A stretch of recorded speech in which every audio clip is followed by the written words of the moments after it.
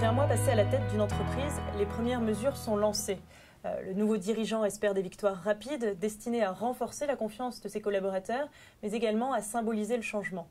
Frédéric Marquette, bonjour. Bonjour. Vous êtes directeur associé du cabinet international EIM, spécialisé dans le management de transition.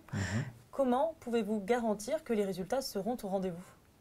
Eh bien, personne ne peut progresser sans référence, sans repère, sans élément de mesure. La mesure est essentielle. La mesure induit les comportements. Avec les bons indicateurs, les collaborateurs agissent dans le sens voulu avec un besoin de contrôle réduit. Donc la mise en place d'un bon reporting rapide est essentielle ? Oui, absolument, mais il doit rester simple. Le mieux est l'ennemi du bien. Alors simple jusqu'à quel point justement ? Un bon reporting, c'est une page, 3 tableaux de chiffres. À la limite, pour un grand groupe, on peut aller jusqu'à 7 tableaux de chiffres, mais pas davantage. D'ailleurs, assez souvent, on constate que les difficultés de l'entreprise qui ont amené l'arrivée d'un nouveau dirigeant ont pour origine des tableaux de bord trop complexes qui ont masqué ou dilué les priorités et n'ont pas joué leur rôle d'alerte. D'accord, donc un reporting simple, rapide, est-ce qu'il doit avoir d'autres qualités ? Absolument, il doit être commun, partagé et compréhensible par tous. Chacun doit travailler sur la même vision transversale de l'entreprise et sur les mêmes priorités.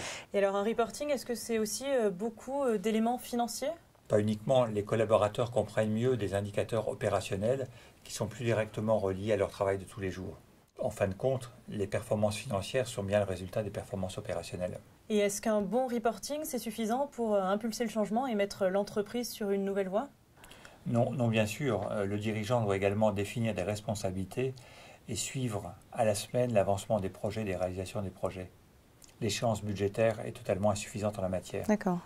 Pour mettre l'entreprise sur le bon cap et s'assurer qu'elle avance à la bonne vitesse, pour mettre l'entreprise sous une tension positive, le dirigeant doit s'engager personnellement. S'engager personnellement, ce sera le mot de la fin. Merci Frédéric. Si vous souhaitez partager votre expérience sur ce sujet, rendez-vous sur les réseaux sociaux pour en parler. À très bientôt pour une prochaine vidéo.